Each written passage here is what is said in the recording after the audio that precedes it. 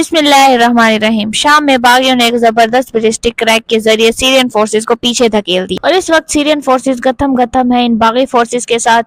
آج کی اس ویڈیو میں ہم جاننے کی کوشش کریں گے کہ یہ باغی فورسز کون سی ہیں۔ تو ان ملیٹنٹ گروپس کی بات کریں جنہوں نے سیریا میں اس وقت تباہی مچا دی ہے۔ انہوں نے سیریا کے اندر بڑے پیمانے پر ایریاز پر قبضہ کرنا شروع کر دیا ہے اپنی فارورڈ موومنٹ کے ذریعے۔ انہوں نے سیرین فورسز کو پیچھے دھکیل دیا ہے اور الیپو پر بھی کنٹرول حاصل کر لیا ہے۔ الیپو وہی شہر ہے جس کو حلب بھی کہتے ہیں اور پچھلے تقریباً 8-9 سال پہلے بھی یہاں پر بڑی زبردست لڑائی ہوئی تھی اور اس وقت روس اور ایران کی مدد سے بشار الاسد اپنا کنٹرول حاصل کرنے میں کسی حد تک کامیاب رہے تھے۔ یہاں پر ہم اس وقت کی بات کر رہے ہیں جب براک اوباما امریکہ کے صدر تھے۔ اپنے عہدے کے آخری چند سالوں میں اوباما نے تقریباً فیصلہ کر لیا تھا کہ وہ سیریا پر حملہ کریں گے۔ آخری لمحے میں روسی فوج نے مداخلت کی اور بشار الاسد کی حکومت کو بچا لیا، ورنہ امریکی سیریا پر ایک بڑا حملہ کرنے والے تھے۔ آپ 2017 کا الجزیرہ کا یہ آرٹیکل اٹھا کر دیکھ سکتے ہیں۔ سیرین صدر بشار الاسد نے اپنی حکومت بچانے پر روسی صدر پیوٹن کا شکریہ ادا کیا تھا۔ حقیقت میں اگر رشیا نے مداخلت نہ کی ہوتی تو امریکہ سیریا پر اتنی زیادہ بمباری کرتا کہ اس ملک کی حالت افغانستان جیسی ہو سکتی تھی اور ایک بہت بڑا ہیومینٹیرین کرائسس پیدا ہو سکتا تھا۔ الیپو کے علاوہ ہما کا جو سٹی ہے اس کے ارد گرد بھی یہ باغی پہنچ چکے ہیں اور وہاں پر بھی لڑائی جاری ہے۔ اس سے پہلے ادلیب شہر کے اندر ان باغیوں کی فورٹیفیکیشنز قائم تھی، لیکن پچھلے ایک ہفتے میں انہوں نے فارورڈ موومنٹ کی ہے اور حملوں کے ذریعے الیپو اور ہما پر کسی حد تک کنٹرول حاصل کر لیا ہے۔ یعنی اگر ہم میپ پر نظر ڈالیں تو سیریا کے جو سودرن پارٹس ہیں یہ تیزی سے ان علاقوں کی جانب بڑھ رہے ہیں۔ نارتھ ویسٹ سے ان کا بلٹس کریک شروع ہوا تھا اور اب یہ سودرن پارٹس کی جانب بڑھ رہے ہیں جہاں پر ان کو سیرین فورسز کی جانب سے ریزسٹنس کا سامنا ہے۔ سیریا کی جو آفیشیل آرمی ہے، سیریا کے ڈیفرنٹ ایریاز میں ڈیفرنٹ گروپس کا کنٹرول ہے۔ کہیں پر ملیٹنٹ گروپس ہیں، کہیں پر کردش ملیشینز ہیں، کہیں پر ترکش فورسز ہیں تو کہیں پر امریکنز ہیں۔ اسی طرح کہیں پر داعش اور کہیں پر سیرین فورسز ہیں۔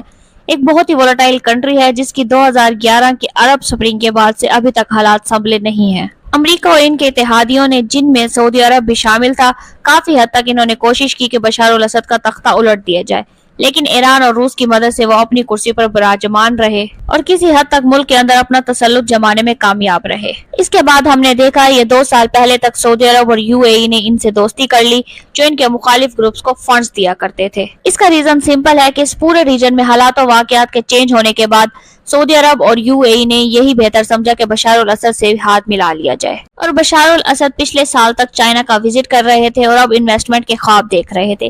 لیکن اس کے بعد پھر ہم نے دیکھا کہ یہ فلسطین اور اسرائیل والا معاملہ شروع ہوا 7 اکتوبر 2023 کے بعد، اور ایکویشنز ایک بار پھر بدل رہی ہیں جو سیریا کے حق میں جاتی ہوئی نظر نہیں آ رہی۔ مطلب سیریا اپنے آپ کو سٹیبل ہوتا ہوا دیکھ رہا تھا پچھلے سال کے شروع تک، لیکن اب ایسا ہوتا ہوا نظر نہیں آ رہا۔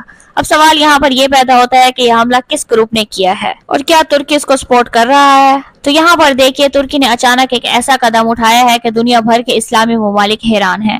دنیا کو توقع تھی کہ ترکی اسرائیل کے خلاف کارروائی کرے گا، لیکن آج ترکی کھلے عام ان گروپس کی حمایت کر رہا ہے جو شام جانا چاہتے ہیں۔ ترکی اس معاملے میں امریکہ کی حمایت کر رہا ہے۔ سیریا کے معاملے میں اسرائیل اور ترکی بڑی حد تک ایک ساتھ آ گئے ہیں، حالانکہ دونوں ممالک کے درمیان بہت سے اختلافات ہیں۔ لیکن ذرا سوچیے اگر سیریا جیسا بڑا ملک ٹوٹ جاتا ہے تو یہ ترکی کے لیے بہت زیادہ فائدہ مند ہوگا۔ ترکی اپنی حدود کو بڑھا سکتا ہے اور شام کے کافی علاقے پر قبضہ کر سکتا ہے۔ اسی دوران سیریا میں ایسے بہت سے گروپس ہیں جو ترکی کو غیر مستحکم کرنا چاہتے ہیں۔ ترکی ان کو بھی ختم کر سکتا ہے۔ ان گروپس میں PKK، YPG، PYD اور دیگر ایرانی گروپس شامل ہیں۔ اس کے علاوہ امریکہ کے لیے بھی بہت زیادہ فائدہ مند ہوگا اگر بشار الاسد کو سیریا سے ہٹا دیا جائے، کیونکہ بشار الاسد کے پیوٹن کے ساتھ بہت اچھے تعلقات ہیں۔ بشار الاسد کی حکومت نے روس کو شام کے بحیرہ روم کے علاقے میں کئی فوجی اڈے بنانے کی اجازت دی ہے۔ اسی وجہ سے روس سیریا کی حمایت کر رہا ہے۔ اگر ہم یہاں پر سیریا کی بات کریں تو یہ میپ آپ دیکھیں تو بہت سارا کنٹرول ہے ہی نہیں حکومت کے پاس۔ CDF کے پاس ہیں کچھ علاقے ترکش فورسز کے پاس ہیں، کچھ علاقے امریکن فورسز کے پاس ہیں، اور داعش اور دوسرے جو ملیٹنٹ گروپس ہیں ان کے پاس ہیں یہ علاقے۔ اور اب یہ جو حملہ ہوا ہے سیریا کے اندر حیات تحریر الشام کی جانب سے ہوا ہے جو پاسٹ میں القاعدہ کا پارٹ تھا، اور اس کے بعد انہوں نے اپنی نئی تنظیم بنائی اور اب ایک اور نئے نام سے لڑ رہے ہیں۔ یعنی ان کی فاؤنڈیشنز کی بات کریں تو وہ القاعدہ سے جڑی نہیں ہیں۔ وہ پہلے نصرہ فرنٹ کے طور پر جانے جاتے تھے جو کہ سیریا کے اندر القاعدہ کی ایک مین برانچ تھی، اور بعد میں یہ اس گروپ سے علیحدہ ہو گئے۔ انہوں نے حیات تحریر الشام کے نام سے نیا گروپ بنایا اور یہ پچھلے کچھ سالوں سے ادلیب کے ایریا کے آس پاس ایکٹیو ہیں۔ ان کے سرپرائز اٹیک کو روکنے کے لیے سیریا کی فورسز بشار الاسد کی قیادت میں بھرپور کوششیں کر رہی ہیں اور ان کو روس کی حمایت بھی حاصل ہے۔ روس تابڑتوڑ حملے کر رہا ہے اور ان کی موومنٹ کو روکنے کی کوشش کر رہا ہے، اور اسی طرح ایران کی بات کریں تو ایران بھی کافی حد تک ایکٹیو ہو گیا ہے۔ ایران کو خطرے کی گھنٹیاں بجتی ہوئی محسوس ہو رہی ہیں، کیونکہ یہاں پر ایران کا ایکسس آف ریزسٹنس چیلنج ہو چکے ہیں، اور اس کے علاوہ سیرین گورنمنٹ فورسز حما کے سٹی کو بھی بچانے کی بھرپور کوششیں کر رہی ہیں اور حما کے نارتھ میں اپنی فورٹیفیکیشنز قائم کر رہی ہیں تاکہ ملیٹنٹس کو اندر آنے سے روکا جا سکے۔ اس پوری سچویشن میں روس کی فضائی سپورٹ ان کے ساتھ ہے۔ الیپو کے اندر باغیوں کو کس حد تک اسٹریٹجک کامیابیاں ملی ہیں، اس میں خان ناصر کا سپلائی ٹاؤن کا کنٹرول شامل ہے، اس میں الیپو کا انڈسٹریل سٹی اور اس کا کنٹرول شامل ہے، اور ان کی جو ملٹری اکیڈمی ہے الیپو میں وہ بھی باغیوں نے قبضے میں لے لی ہے اور ان کو چھڑوانے کی لڑائی جاری ہے۔ جہاں تک امریکہ کا تعلق ہے تو ہم نے کسی بھی امریکی صدر کے آخری چند ہفتوں میں اتنی زیادہ جنگیں اور تنازعات شروع ہوتے ہوئے نہیں دیکھے جتنے جو بائیڈن کے آخری چند ہفتوں میں ہو رہے ہیں۔ تو جیسا کہ ہم نے آپ کو پچھلی ویڈیو میں بتایا تھا کہ جو بائیڈن چاہتے ہیں کہ ٹرمپ کے آنے سے پہلے اتنی زیادہ جنگیں اور تنازعات شروع ہو جائیں کہ وہ سنبھال ہی نہ پائیں، اس لیے جو بائیڈن کی پوری کوشش ہے کہ جنوری 2025 سے پہلے شام کی حکومت کا تختہ الٹ دیا جائے۔ آج جو قوتیں امریکہ کے حق میں ہیں، جو ترکی کی حمایت یافتہ ہیں، یہ وہ گروپس ہیں جنہیں شام اکثر دہشت گرد کہتا ہے۔